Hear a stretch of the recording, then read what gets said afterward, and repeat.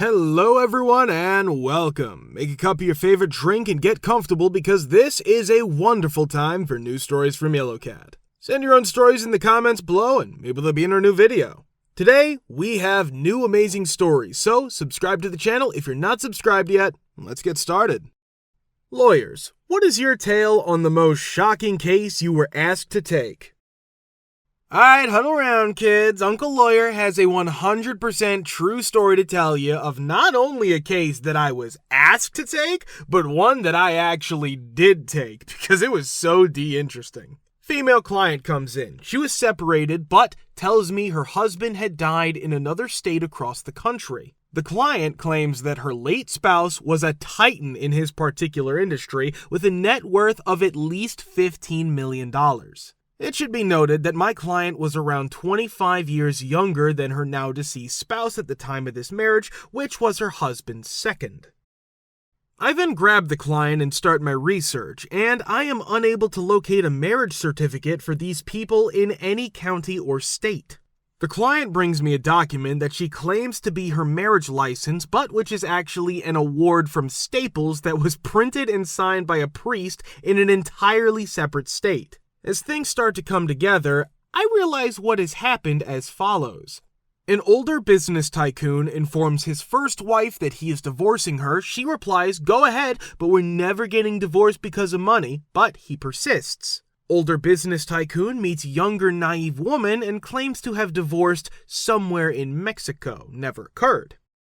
Older business tycoon pays off a priest to preside over a formal ceremony. I'm talking church, bridesmaids, rings, the whole 9 yards, and pays the priest for his services. Simply put, the priest never informs the county of the wedding. Older business tycoon sends his new wife $25,000 each month in cash in a simple FedEx package. The FedEx slips from each month that my client saved from the delivery are displayed to me.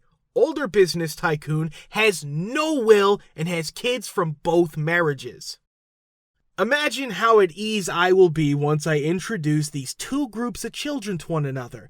The irony was how much some of the half-siblings looked alike, which made it extremely awkward and unpleasant. It was peculiar. In the end, the kids all wound up splitting any money left in the estate, and it did all work out as well as it could have, but it was a crazy situation to be sure. A man approached me with the intention of filing for divorce. He claims that ever since his wife started her new job, they had stopped waiting on him hand and foot and that she needs to be aware of her proper role in the relationship.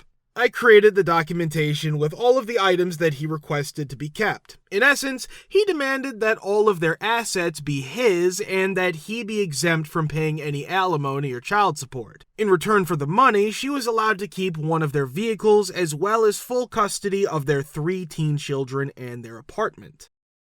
The apartment included 3 bedrooms and 1.5 bathrooms. He was going to keep their enormous family home, which had 5 bedrooms, 3.5 bathrooms, a swimming pool, a guest house, and a 3-car garage. Additionally, he would keep 4 vehicles, including his own and those belonging to his adolescent children. Not to mention all of the money that was stashed away in their savings account, as well as their vacation houses and all of their electrical devices, televisions, telephones, and tablets. Due to the fact that he was my client, I was responsible for drafting this terrible contract. I tried to get him to pay child support even though he only had 1 child under the age of 18, but he refused. But he declined my offer. After the divorce papers were served on the wife, she immediately called me to schedule a meeting with her. I was terrified, and of course, I imagined that she was going to rip a new one out of me. Instead, she came into my office in a very composed manner, signed the paperwork, and asked me to immediately file them. However, she requested 3 additional copies of the document so that she could send them to her children. I complied with her request. After that, I get my client really excited by calling them in for a meeting. It was important to me to deliver the wonderful news to him in person. When I tell him that she signed, he started to yell at me and called me an effing idiot. How dare I destroy his family? When he finally regained his composure, he explained to me that he had no intention of divorcing his wife, but that he did want to put her in her place by pointing out to her that without his financial support, she was nothing. This statement left me really perplexed. We next phone his wife in an attempt to cancel the divorce procedures. Once it has been filed, both parties are required to agree in order to do so, but she declines. After that, he begins to sob and he gets down on his knees and implores her to please take him back. She then specifies that this is only an option if he signs a postnuptial agreement that she created before the wedding. It was accepted. To the best of my knowledge, they have not divorced yet. In a nutshell, the man asked me to start the divorce process, but he did not want to actually end the marriage. Edit. I also want to add that after that, one of the questions that I typically ask my clients is, what is your endgame? I've had a few, but my custody/divorce from around 5 years ago was the best. This guy was a super smart engineer, but he fell for a woman who was just white trash. When they divorced, they had 2 children together, ages 6 and 4. He married her. She informed him of her desire for a divorce and instructed to vacate one day. I recommended him to relocate to a different area of the large house in the gated neighborhood so he could be closer to his children. I also informed him that she wanted him gone from the house so that she could let the man with whom she was having an affair move in. I instructed him to go to the gate and check the logs because he did not think she was cheating. My client did indeed leave for work at 6:30 a.m. every day, and 3 to 5 times a week at 7:30 a.m., another man would check in at the gate and claim he was going to my client's residence. I looked into the identity and discovered that it was the just-released 8-year prison ex-boyfriend of my client's wife. His parole included the requirement that he register as an ex-offender. In a one-party consent state, my client addressed his wife and videotaped her reaction. She essentially admitted to adultery, acknowledged that her boyfriend had committed a crime, and then told my client she wanted to move her lover in, warning that if he did not, she would ruin his children's life and make sure they knew it was because of their selfish father. After that, she hired counsel, and during the initial conference, we aired the tape for her counsel. He mumbled something about permission and how it didn't seem like her, but he knew it was incriminating that she had let a registered ex-offender be around her children. He ultimately obtained the home, complete possession, and the bank accounts. She received 1 car, her priceless clothing and jewels, a few household belongings, and $25,000 in cash. She moved into a trailer in an unincorporated area of the county, literally from a mansion in a gated community in the poshest section of town. Don't marry trash. What stupid tech mistake did your boss or coworker make at work that caused a big problem? I once had a job with a significant airplane engine producer. Each engine would undergo testing to verify there were no flaws before being shipped to our clients. The engine would either be ready to ship, or we would need to make tweaks after I reviewed the test results. We had a senior technician who had been with us for a very long time. This person has grown to have a terrible, arrogant attitude. Aviation is a very structured and restricted industry, whether you're actually flying, making airplanes, or maintaining them. People with this attitude are typically a big problem. Our business recently introduced new SOPs to tighten up control over potential errors and curtail undesirable procedures. As you would imagine, our protagonist did not take well to this. Chuck would complain a lot about how he didn't need advice from some young buck engineer with no hair on his chest to accomplish his job. He had been doing it for a very long time. He didn't need to waste time making up brand new pointless checklists that he already completed. These additional regulations were only a burden.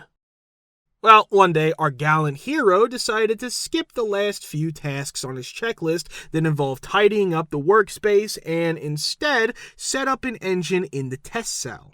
Well, this genius didn't clean up thoroughly and missed a few measures. Not even 30 seconds into the test, loud crushing and grinding noises can be heard. The test cell's engine was destroyed when this grizzled genius accidentally left a flashbulb inside. As a result, the test is stopped in an emergency. At this moment, our hero becomes fearful and switches to a defensive posture. He reprimands his workers for not checking on him before commencing the engine dismantle and tidying everything up to make amends.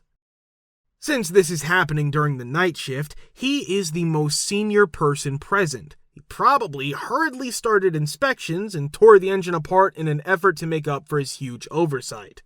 Chucky again decides in his haste that SOPs do not apply to him as he commands his men. One of the crew's younger members is instructed to dispose of the oil and other fluids that have been drained during the teardown while it is happening. This team member is quite new and is essentially still in the learning process. He remarked that this was something he had never done before and that it made him uncomfortable to do it alone. The Chuckster shouts at the small child and simply sends him to go without any backup or supervision, once again demonstrating his impeccable judgment. The apprentice tech departs and gets rid of the oil. The team fixes the damaged engine. After this incident, everyone was quite tense, and our SOPs said that the line should be shut down for the evening as a result. Once more, I believe Chuck wanted to atone for this incident and was concerned about how his actions might affect the assembly of engines for the remainder of the evening. Already, our business was falling behind on its anticipated delivery. He now orders the evening workers to resume their tasks. As morning draws near, another engine is prepared to be tested in the test cell. We set it up in another test cell and start running. A chip light quickly illuminates, signaling that this engine's oil has been contaminated with metal. Guess what? The inexperienced technician who attempted to remove the oil from the ruined engine didn't know the correct method and unintentionally poured it into the supply of excellent oil. His boss failed to follow up with him and later put good oil in a new engine, which was harmed as a result. El Chacarino damaged 2 motors in a single night in this manner. Only a few people in my life have I had to let go of. Every time I have to inform someone that they will lose their job, I get sick to my stomach. Only in this instance did I have no issues telling Chuck to leave. Our billing software was used by a mid-sized hospital system customer. They made mistakes and attempted to upgrade their system without employing the help they had paid for. Even though they could now function, things would move slowly. Because of how individualized they had made things, we were creating a workaround that was unique to their environment. They were instructed not to try to install any additional updates or fixes because we couldn't and wouldn't guarantee their environment. They performed a couple updates that weekend which tragically and irreparably broke everything. To oversee the restoration of their surroundings, we dispatched a software engineer to the location. For 2 out of the 3 days our engineer was there, they wouldn't let him into the building. Their IT team blamed us, the software provider, as well as one other for the mess they had created. Their interim CEO and CIO were both relieved of duty. Good times. I worked for a big chemical company as a DCS tech. My coworker and I were sent on an e-ticket call to fix a computer that was controlling the process that had shut down. The chemical plant is run by this computer system, which can be found in a control room or somewhere else. This setup had 2 computers, which is also known as redundant control. The other computers can finish the job on its own if the first one stops working. That's why we take extra steps. The left comp is down when we get there, and the right comp looks great. The plant is running normally, and it's pretty quiet in the control room. My young and reckless coworker runs ahead to be the first one on the scene of the accident so he can get credit for fixing it. He opens the panel quickly and goes for the clock switch. It's getting close to being too late for me to see what's going to happen. Junior just turned off the computer that was running and all of its outputs to the ethylene diamine plant. The clock looked right again after he quickly turned the switch back on. All the alarms go off and Junior and I start to slide step our way to the exit. Everyone else is running through the door to find out what's going on. Just before we leave, the operator says come back later. Something has happened to the plant. Junior had a very long van ride back to hardware. Me, I couldn't wait. It was me. I work in IT tech help and was making a copy of a database. At that point, someone annoying came up to me and messed up my routine.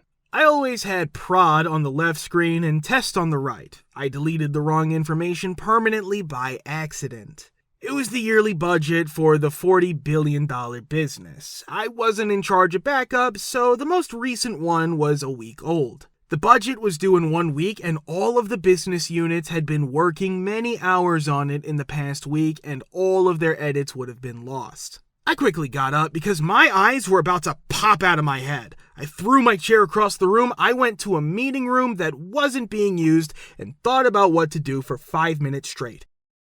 How can I fix this or hide it? Answer: it's not possible. You screwed up really badly and could get fired because of it. You need to take responsibility for it. When I went to talk to another IT guy about it, he wasn't there. I asked his manager where he was, and sheepishly said he didn't know. I sent him an email, and it bounced back. Email unknown. Well, that's strange. Then, a high-level HR person called me from an office and asked if I could meet with him. I put it all together at that moment and realized layoffs. In fact, I told him, no, I'd rather not, but I would anyway. There was a mass layoff that day of 30-plus people, and I was one of them. Talk about the time. Since I had worked there for 16 years, I got a big settlement deal. I didn't feel too bad about what I did. Later, I learned that I got praise for it. People at work thought I spent all of the money on the budget right before I got fired. Yeah, I also found out that they were thinking about what legal choices they had for me. I never put an end to those rumors. I heard the business units were peed. I call it getting ahead of the curve. Guys, thank you for all the support and likes. Subscribe to the channel if you're not subscribed yet. See you next time.